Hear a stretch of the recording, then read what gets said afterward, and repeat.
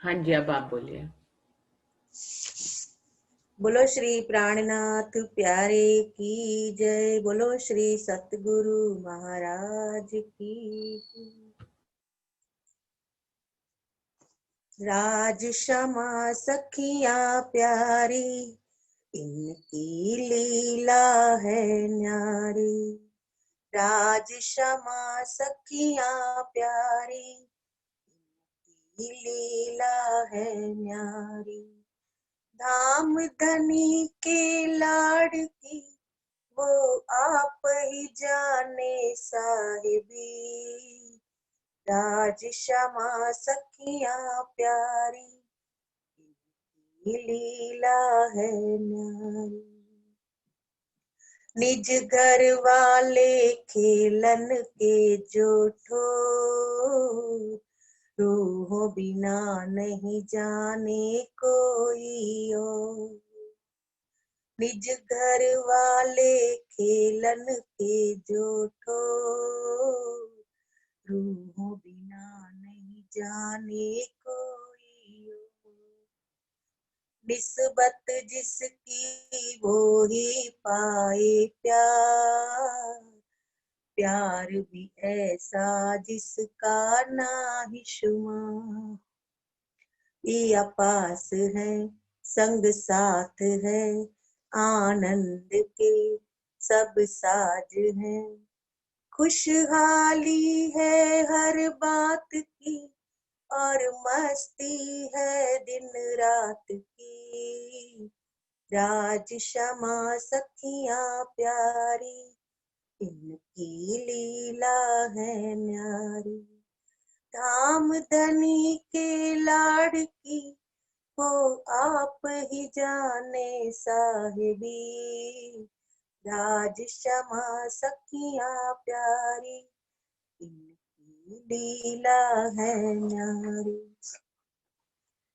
चले कभी सुख पालो में श्री राम, बैठे हैं श्री श्यामा जी भी साथ।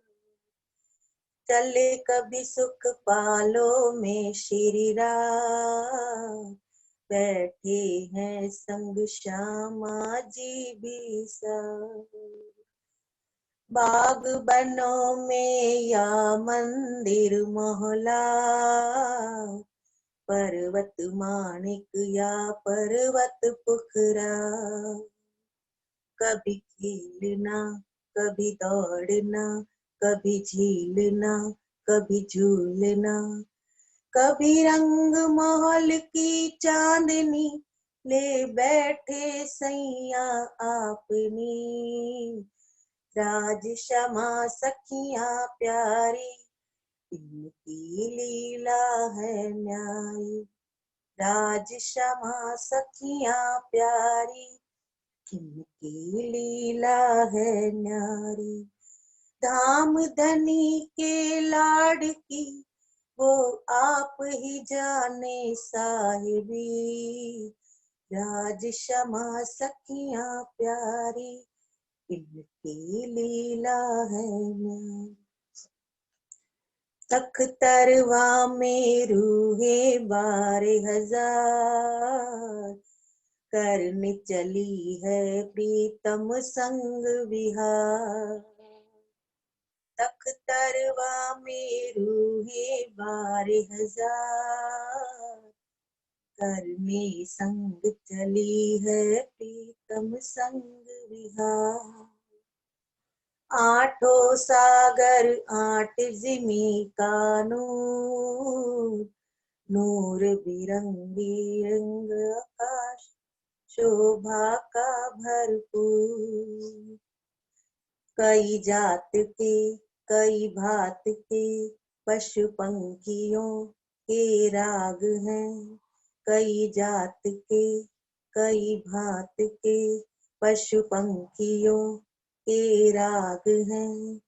ये बुजरकियां श्री राज की, और शब्दातीत के ठाठ की। राज क्षमा सखियां प्यारी, इनकी लीला है न्यारी। राज क्षमा सखियां प्यारी, इनकी लीला है न्यारी। धाम धनी के लाडकी, ओ आप ही जाने साहिबी। राज क्षमा सखियां प्यारी, इनकी लीला है न्यारी। राज क्षमा सखियां प्यारी, इनकी लीला है न्यारी। बोलो श्री प्राणनाथ प्यारे सतगुरु महाराज की। प्रणाम दीदी। प्रणाम। जी। बोलिए श्री प्राणनाथ प्यारे की जय। बोलिए श्री सद्गुरु महाराज की जय।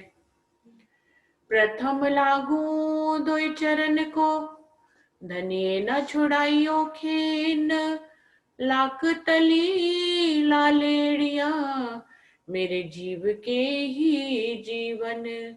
इन पाँव तले पड़ी रहूं, धनी नजर खोलो बातून।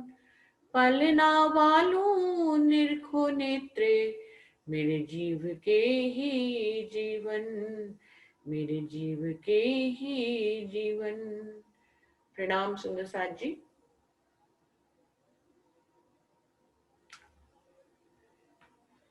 सागर ग्रंथ ही चल रहा है, उसका चौथा सागर जो कि युगल स्वरूप के श्रृंगार का है, उसमें राज्य के 3 श्रृंगार और श्यामा महारानी के 2 श्रृंगार हो गए हैं। आज जो शुरू होगा वो श्री सुंदर साथ को श्रृंगार। इसके बाद 5वां सागर इश्क का आ जाएगा, लेकिन अभी श्री सुंदर साथ का श्रृंगार आज से शुरू होता है। सुंदर साथ बैठा अचरज सो, जानो एके अंग हिल मिल। अंग अंग सबके मिल रहे, सब शोभित है एक दिल। सुंदर साथ का श्रृंगार शुरू होता है तो क्या कह रहे हैं, सभी सुंदर साथ मूल मिलावे में, इंद्रावती जी बता रही हैं कि सभी सुंदर साथ मूल मिलावे में बड़े ही आश्चर्य से बैठे हैं। जानो एक ही अंग हिल मिल, आपको आश्चर्य होगा उनको देखकर कि ऐसे लगता है कि पूर्ण मूल मिलावा एक ही अंग है।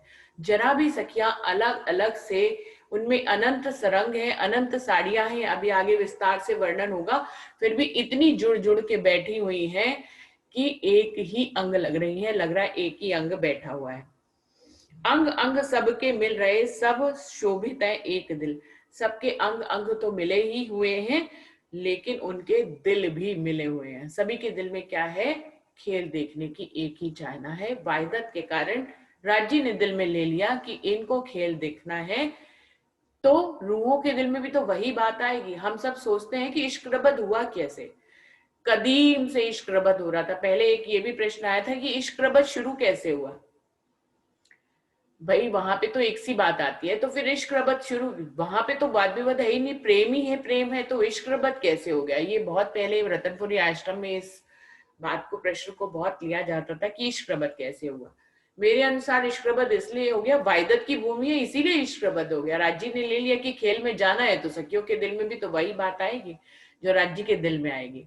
राज्य के दिल में आया खेल में ले जाना है मुझे, सखिया भी के भी दिल में आ गया खेल में जाना है, अक्षरब्रह्म के दिल में भी आ गया खेल में जाना है।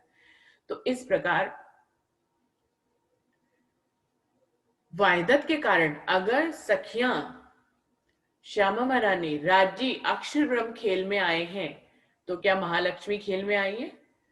तो क्या पशु पक्षी वहां तो वायदत है, पशु पक्षी पेड़ पौधे खूब खुशहालियां 25 पक्ष, वहां तो सबके दिल में एक सी बात आती है।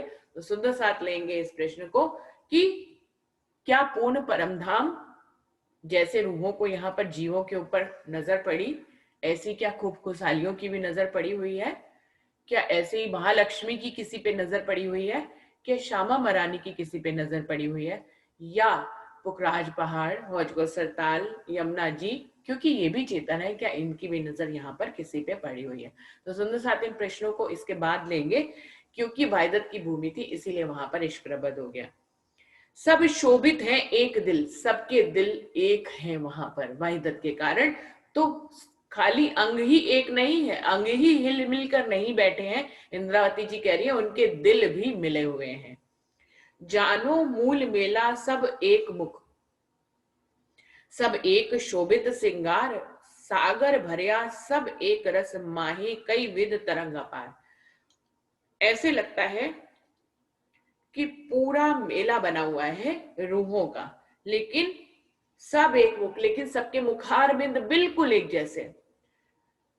सुंदर साथ जी, यहाँ पर इंद्रावती सखी, सुंदरबाई सखी, लाडबाई, है ना, नवरंग बाई, अलग अलग हम नाम लेते हैं। परम धाम में तो नाम भी नहीं है, वहां पर तो इश्क की ही भाषा है।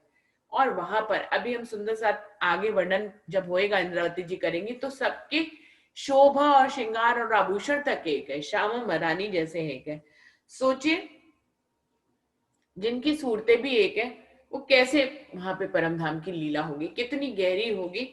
जानो मूल मेला सब एक मुख, सबका मुखारबिंद भी एक जैसा है, सब एक शोभित सिंगार, सबका सिंगार भी नख से शिख तक एक जैसा है, सागर भरिया सब एक रस। समझ लीजिए, वैसे तो सागर में विविधता होती है, लेकिन यहाँ पर वो कह रहे हैं सागर भरिया, सबके अंदर एक सा रस, प्रेम का, इश्क का, श्रृंगार का, शोभा का, सब एक ही सागर हो रहा है। माए कईविध तरंग अपार, लेकिन बीच में कई तरह की तरंगे उठती हैं। नीलवट बेला चांदलो, हरी गर्दन मुख मोर, नैन चोंच सिर शोभित, बीच बने तरफ दो जोर। नीलवट बेना चांदलो, चांद के समान मत्थे पर टीका आया हुआ है। हरी गर्दन मुख मोर, जिस पर मोर की गर्दन, मुखारबिंद, मोर का मुख बना हुआ है, गर्दन तक का, यहां तक का है। हरी गर्दन मुख मोर, हरे रंग का मोर गर्दन के साथ बना हुआ। नैन, जिसके नैन शोभित हैं, चोच है, सिर उसका शोभित है, कलंगी के सहित, मोर के ऊपर कलंगी होती है। बीच बने तरफ दो जो, इस प्रकार से वो मोर की आकृति दोनों तरफ बनी हुई है। ऐसे करके सुंदर बेना है, टिक्का है। ये एक स्पेशल शोभा दिखाई है, जो सुंदर साथ ने टिक्का पहना हुआ है, जो सखियों ने टिक्का पहना है, उसकी शोभा ऐसी है। निर्मल मोती नासिका, कई विध नथ बेसर, जोत जोर नंग मिही नकस, ए वर्णन हुए क्यों कर। जो नासिका में उन्होंने वेसर पहना हुआ है, उसमें मोती लगा हुआ है, जिसकी रोशनी, जिसका नूर जो है, जिसके नगों का नूर जो है, बहुत ही महिनताई से नक्शकारी की हुई है, और इसका जोत आसमान तक जाता है। इंद्रावती कह रही है, इसका वर्णन यहाँ की जुबान से नहीं हो सकता है। शोभित है सबन के कानन झलकत झाल, माहे मोती नंग निर्मल, झाई उठत माहे गाल। और सभी के कानों में झाले लटक रहे हैं, जिसमें से भी जो मोती और नगों की रोशनी है वो आसमान तक जाती है, और उसकी सारी रोशनी सभी सुंदर साथ के गालों पे दिखाई देती है। चार चार हार सबन के ऊपर अति झलकत, कंठ सरी कंठन में सबन के शोभित। चार हार है और पांचवा जो है वो कंठसरी पहने हुए है। श्यामा महारानी ने 7 हार पहने हैं, लेकिन सुंदर साथ के राजी महाराज की तरह 5 हारों का वर्णन है। 4 तो हार हैं नगों के अलग अलग, जो कि उनके उर के ऊपर, हृदय के ऊपर विराजमान है, और कंठ में कंठसरी पहनी हुई है। सबन के शोभित, सभी का एक सा श्रृंगार है। एक हार हिरन का, दूजा हेम कंचन, तीजो हार मानिक को, चौथा हार मोतियन। 4 हार कौन कौन से हैं? 5वां कंठसरी है। 4 जो हार है उनको गिना रही है इंद्रावती जी। एक हीरो का हार है, दूसरा चांदी का है, तीसरा जो है वो मानिक का है, चौथा हार मोतियों का है। कहूं डोरे कहूं बादले, कहूं खजूरे हार, कहाँ कहूं जवे रस के झलकारो झलकार। ये जो हार बने हुए हैं सुंदर साथ के, उसमें कहीं कहीं बादल की शोभा आई हुई है, बादल जैसे, कहूं कहीं कहीं पे खजूर की शोभा आई हुई है, कहीं कहीं अर्श के जवेरों से नक्शकारी की हुई है। इस प्रकार से ये हार पांचों जो है वो झलका रहे हैं। ये हारों की बनावट का वर्णन कर रहे हैं कि कहीं पे खजूर जैसी शोभा बनी हुई है, और कहीं पे जवेर, अर्श के जवेरों से नक्शकाशी की हुई है, और कहीं कहीं पे बादल बने हुए हैं। हाथ चूड़ी नंग नव घरी, अंगूठियां झलकत नंग, उज्जवल लाल हथेलियां, पहुंचो पहुंची नंग कई रंग। हाथों में 9 घड़ी पहनी हुई है, चूड़ियां पहनी हुई हैं, उंगलियों में अंगूठियां पहनी हुई हैं और उज्जवल हथेली सभी सुंदर का साथ की शोभायमान है, जिसमें महीन महीन लकीरें हैं।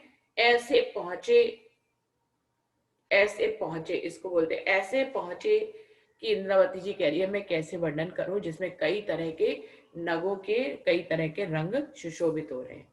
जैसे सरूपर्स के भूकन तिन माफिक, याही रवेश वस्तर जबेर के ए अंग बड़ी रूह हक।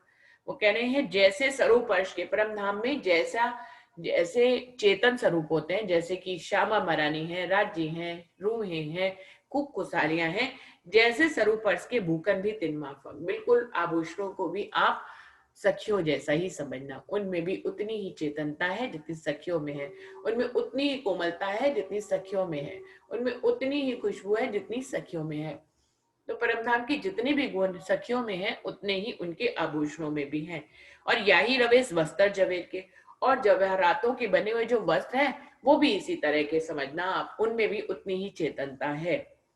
ए अंग बड़ी रूहक, और क्यों ना हो ये जो सुंदर साथ है जिन्होंने इन गहनों और वस्त्रों को धारण किया है वो बड़ी रूह के अंग कहलाते हैं, और ये जो वस्त्र और आभूषण है ये उन सुंदर साथ के अंगों की शोभा कहलाते हैं। तो सुंदर साथ जी ये इनडायरेक्टली सब राजी से जुड़े हुए हैं, उनकी वायदत से जुड़े हैं।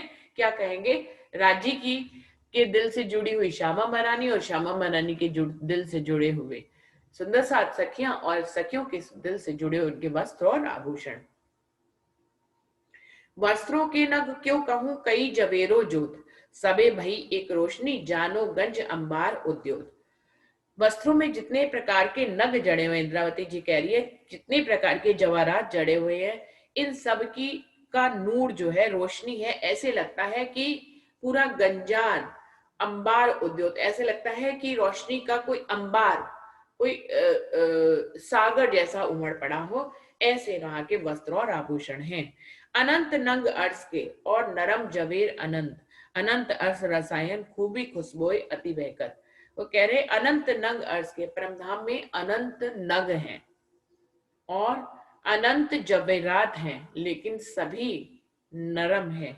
अनंत रस रसायन, जितने भी आभूषण हैं उनमें अनंत रसायन है, खूबी खुशबू अति बहकत, लेकिन इनकी जो खूबी है, इनकी जो खुशबू है वो चारों तरफ बिखरी रहती है।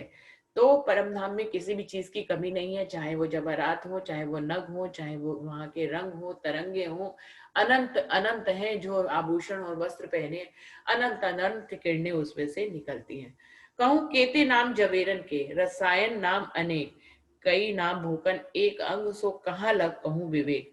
वो कह रहे हैं मैं अगर नाम लेने बैठूं तो जवाहरातों के इतने नाम ले लूंगी जो परमधाम में है कि मेरी जुबान थक जाएगी। जितनी भी रसायन का नाम ले लूंगी तो वो भी अनेकों रसायन है, और अगर एक ही अंग में विराजमान आभूषणों का वर्णन करने लगूं तो वो भी अनंत है। सो कहाँ लग कहूं विवेक, मैं कैसे अपने विवेक को धारण करके इस शोभा को आप तक पहुंचाऊं। इंद्रावती जी कह रही है मुझे समझ में नहीं आ रहा है। सूरत सकल साथ की मुख कोमल सुंदर गौर, ए छवि हृदय तो फवे जो होवे अर्स सहूर।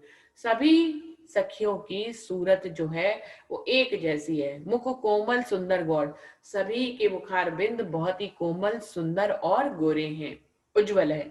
ए छवि हृदय तो फवे जो होवे अर्स सहूर, जिस रूह के हृदय में जिस रूह के दिल में अर्श का सहूर होगा वही ऐसे सखियों के शोभा और श्रृंगार को अपने दिल में बसा पाएगा।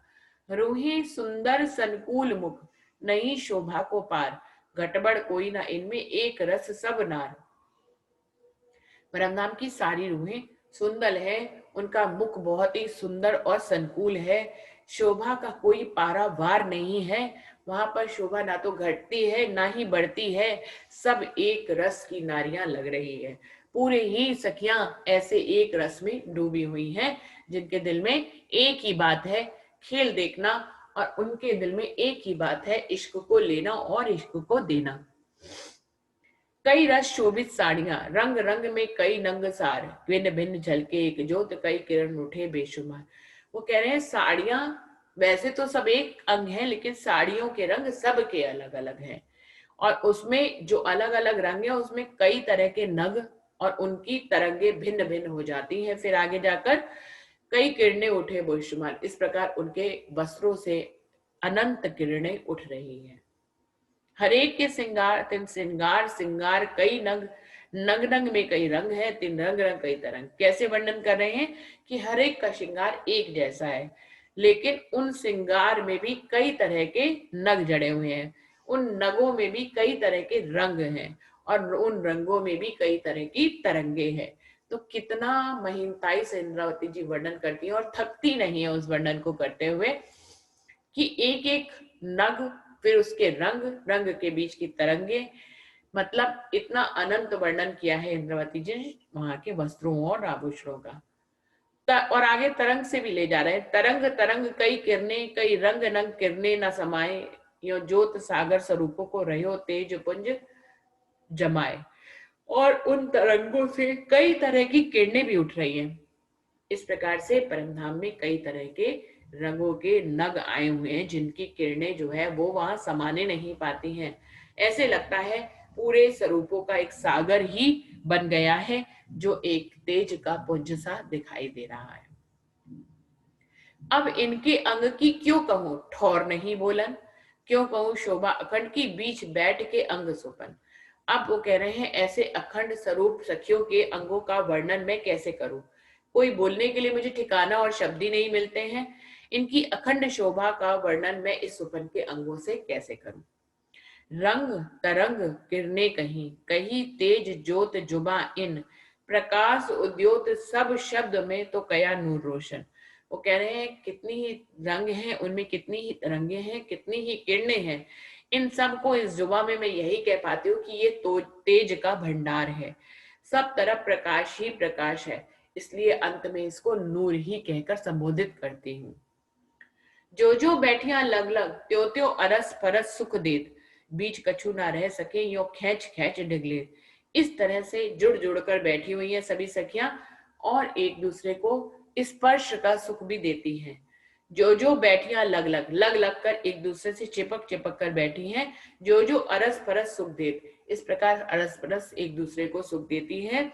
बीच कछु न रह सके यो खैच खैच डिगले, इनके बीच में एक उंगली तक नहीं जा सकती, इस प्रकार से एक दूसरे को खींचकर चिपक चिपक कर बैठी हुई हैं।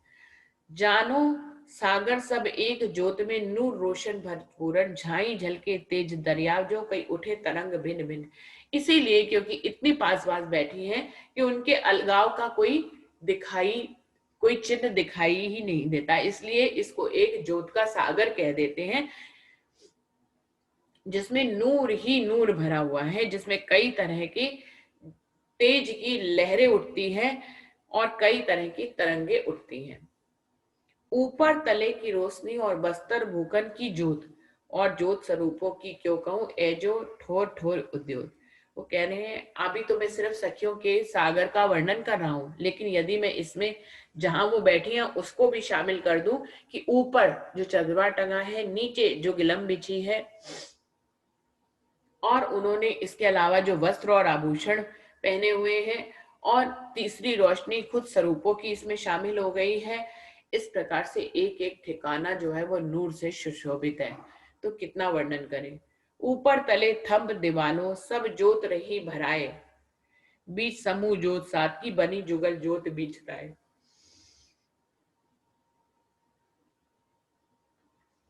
ऊपर छत की रोशनी, नीचे पृथ्वी की रोशनी, थंब चारों तरफ थंब और दीवालों की रोशनी, सब रोशनियां मिल गई हैं और बीच में सुंदर सात सखियों के समूह की रोशनी। इस प्रकार से ऐसी रोशनी बनती है मूल मिलावे में, जो रूह अपनी आंखें खोलकर ऐसे मूल मिलावे के नूर को देख पाए उसका जीवन सफल है। ए ज्योत में शोभा सुंदर और स्वरूपों की सुखदाय, देख देख के ज्योति देखिए जो नक्शिक रहे भराए। इस सारी शोभा और सुंदरता को मैं नूर ही कहूंगी, जिसमें स्वरूपों को परमधाम की सखियां अपने सुख और आनंद को लेने के लिए विराजमान है। यदि इसको बार बार देख देखकर और गहराई से देखा जाता है तो आपका नख से शिख तक सारी शोभा आपको दिखाई देने लग जाती है और आप स्वयं भी नख से शिख तक चेतन हो जाते हैं। जो दरिया तेज जोत का, तो सब दिल दरिया एक, एक रस एक रोशनी, जुबा क्यों कर कहे विवेक। जिस प्रकार से तेज और रोशनी का, नूर का ये दरिया है, त्यों सब दिल दरिया एक, इसी प्रकार सब रूहों के दिलों में भी एक सा ही प्रेम का दरिया बह रहा है। सबकी एक सी रोशनी है। इस जुबान से, इस किस विवेक से मैं वहां का वर्णन करूं। तो वो क्या कह रहे हैं, बाहर तो तेज रोशनी मिलकर एक स्वरूप है, वैसे ही सब के दिलों में भी एक सी ही रोशनी है, एक सी ही बात है, एक सी ही वायदत है। जोत उपली कही जुबान सो, पर रहस्य चरित्र सुख चैन, सुख परातम तब पाइए जब खुले अंतर के नैन।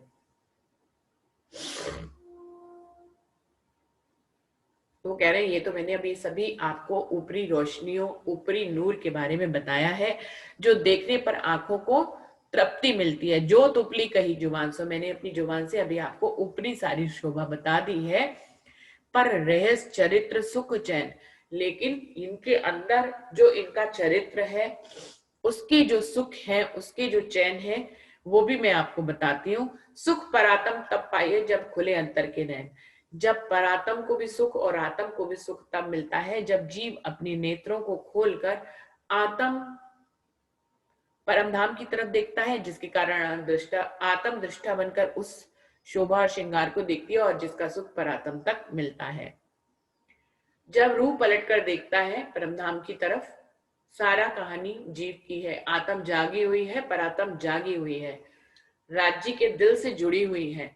उनके राजी फरामोशी का पर्दा किसको कहा गया, कि उनको जीव की लीला दिखा रहे, परमधाम की लीला न दिखाकर जीव की लीला दिखा रहे, इसी को फरामोशी का पर्दा कहा गया है इसमें। लेकिन परात्म या आत्म को किसी को जागना नहीं है, वो हमेशा से जागी है, कभी भी वो सुषुप्त नहीं हो सकती है।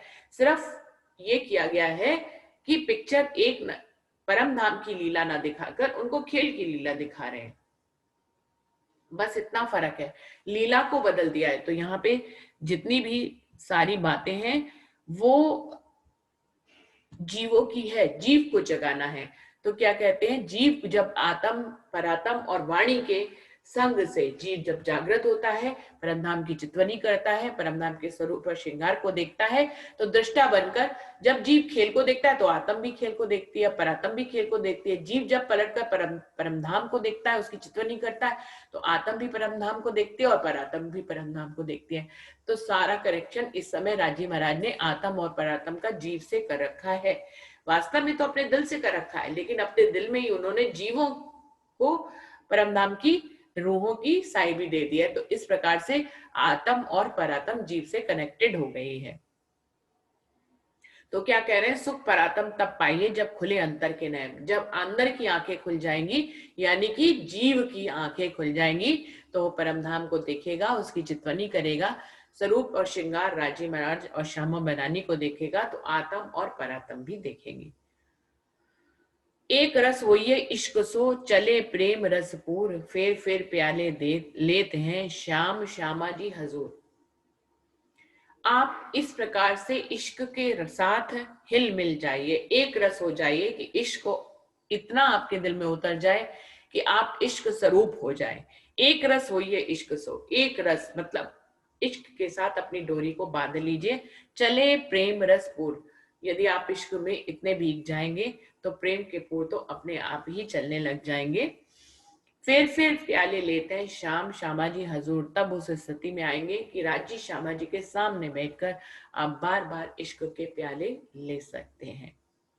ये कब होगा, जब आप इश्क के साथ एक रस हो जाएंगे। एक रस होइए इश्क सो, जब रस के साथ एक रस हो जाएंगे और आपके सभी अंगों में प्रेम के पूर चल जाएंगे, तब आप बार बार प्रेम के प्याले रह सकते हैं श्याम श्यामा जी हजूर, राजी श्यामा जी के सामने होकर। क्यों कहूं सुख सबन के, सब अंगों के एक चित, अरस परस सुख ले भई, अंग नए नए उपजत।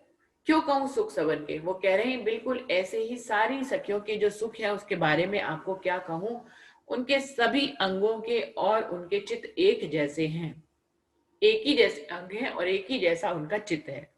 अरस परस सुख ले भाई। इस प्रकार वायदत के कारण अरस परस सुख लेती और देती हैं। अंग नए नए उपजत और उनके अंगों में नए नए सुख के, नए नए इश्क के भाव उत्पन्न होते हैं। सात समूह की क्यों कहूं, जाको इश्के में आराम, अरस परस सब एक रस, पियो विलसत प्रेम का। इस प्रकार समूह रूपी सुंदर साथ के बारे में आपको क्या कहूं, जिनको इश्क में ही आराम मिलता है, वो इश्क के ही गुणंग इंद्रिय है, इश्क के ही रूप रंग है, इश्क के ही अंग है और उनका इश्क में ही ठिकाना है। इश्क में ही उनको आराम मिलता है और शांति मिलती है और चैन और करार मिलता है। सात समूह की क्यों कहूं, जाको इश्के में आराम, उनके बारे में आप कहूं, क्या कहूं, जिनको इश्क में ही जिनका ठिकाना है और इश्क में ही उनको चैन और करार मिलता है। अरस परस सब एक रस, पियो विलसत प्रेम का। अरस परस सब एक ही रस में डूबी हैं और सभी प्रीतम से प्रेम के विलास करती हैं। सबको एक सा ही सुख मिलता है। इन धाम के जो धनी, तिन अंगों का स्नेह, हेत चित आनंद इनका क्यों कहूं जुबा इंदे। ये जो धाम के धनी है, यानी कि जो राज्य महाराज है, अक्षरातीत पूर्ण पारब्रह्म है, उनके अंगों के प्रेम के बारे में आपको क्या कहूं। इनका हेत, इनका प्रेम, इनका आनंद, इसका इस जुबान, इस सपने की देह की जुबान से वर्णन करना मुश्किल है। सुख अंदर अंतर अंतस्करण की आवे नहीं जुबान, प्रेम प्रीत रीत अंतर की सो क्यों कर हुए बयान। वो कह रहे हैं उनके जो सुख है अंतर के, उनके हृदय के जो सुख है, उनके अंतस्करण के जो सुख है, वो इस जुबान पर चढ़ नहीं रहे हैं। उनके बीच में जो प्रेम है, जो प्रीति है, जो उनके अंदर की रीति है, सो क्यों कर हुए बयान, उसका बयान इस जुबान से करना संभव नहीं है। मैं जितना भी वर्णन कर रही हूँ वो सब उनके बाहरी स्वरूप का, कि उनको का वर्णन कर रही हूँ। सत स्वरूप जो धाम के, तिनके अंतस्करण, इश्क तिनके अंका, सो कछुक करूं वर्णन। सत्य स्वरूप जो धाम के, जो परम धाम के सत्य के स्वरूप है, तिनके अंतस्करण, उनके अंतस्करण का, यदि मैं प्रेम के बारे में बात करूं, इश्क तिनके अंग का, उनके अंगों में जो इश्क है, जो उनके अंतस्करण में जो इश्क है, सो कछु करूं वर्णन। अब मैं उसके बारे में आपका वर्णन करने जा रही हूँ। नक्शिक अंग इश्क के, इश्के संदोसंद, रोम रोम सब इश्क के, क्यों कर कहूं सनंद। इनका नख से शिक तक जो है सारे अंग इश्क के ही बने हुए हैं। सखियों की बात कर रहे हैं, जिनको परमधाम के सत्य स्वरूप कहा गया है। क्या नख शिक अंग इश्क के, उनके नख से लेके शिक तक सभी अंग इश्क के हैं। उनकी एक एक जोड़ भी इश्क का है, उनका रोम रोम सब इश्क का है।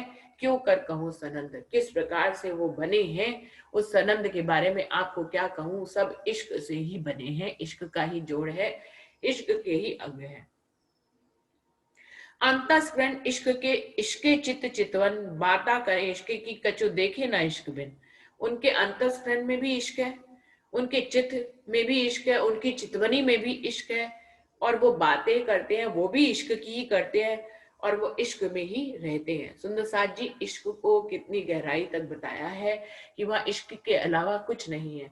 रूह है तो इश्क है, उनके हृदय में है तो इश्क है, उनके अंगों में है तो इश्क है, वो जो चाल कर चलती हैं वो इश्क की है, जो बातें करती है वो इश्क की है, नैनों से नैन मिलाकर जो उपजता है वो इश्क है।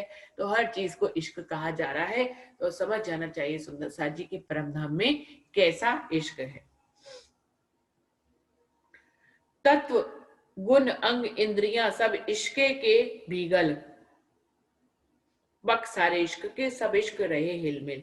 इन फर्क, इनके अंदर जो गुण है, जो क्वालिटीज है, जो गुण अंग इंद्रियां हैं, वो भी सब इश्क की हैं, सब इश्क से ही भीगे हुए हैं।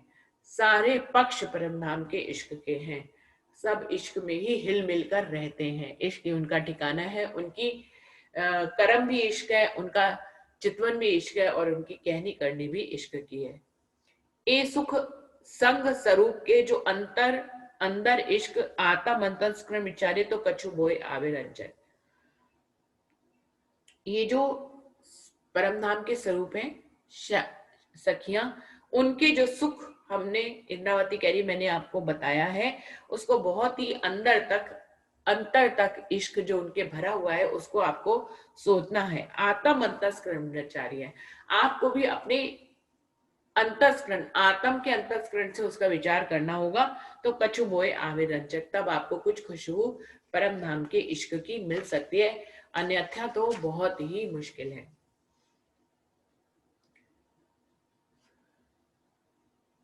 टाइम खत्म हो रहा है सुंदर साथ जी, तो ये 38 चौपाई तक लिया है, 39वीं चौपाई से कल आगे का वर्णन ले लेंगे। तो यहीं पे ही चौपाई को हम सब सुंदर साथ दोहराते हैं दिल में। ए सुख अंग स्वरूप के जो अंतर अंदर इश्क, आत्म अंतस्करण विचारिए तो कछु बोए आवे रंजक, तो कछु बोए आवे रंजक। बोलिए श्री प्राणनाथ प्यारे की जय, बोलिए श्री सद्गुरु महाराज की जय।